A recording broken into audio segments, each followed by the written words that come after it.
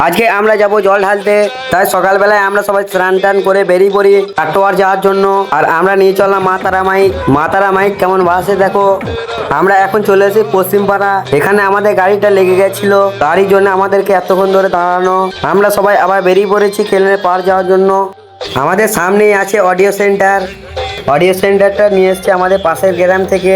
গ্রামটির নাম হচ্ছে বল্লামপুর। এই দুটো বক্স একসাথে বেরোবে। আর দেখো মা তারা মাইক কেমন বাজছে।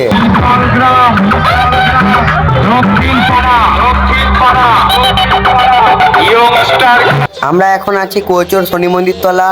আমাদের পাশ দিয়ে চললো ধর্মরাজ সাউন্ড ষোলোর মাল কেমন বাজছে দেখো সেটটা।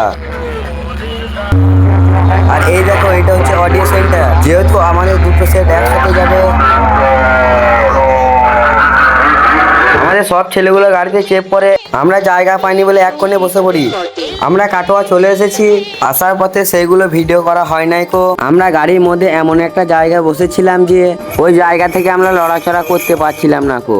আমরা এখন পৌঁছে গেছি কাটোয়ার মরিঘাট। আমরা যখন গাড়িতে আসছিলাম আমাদের বাঁক থেকে একটা ঘুমুর খুলে পড়ে গেছিল। ওই ঘুমুরটা লাগাচ্ছিলাম একটা দোকানে।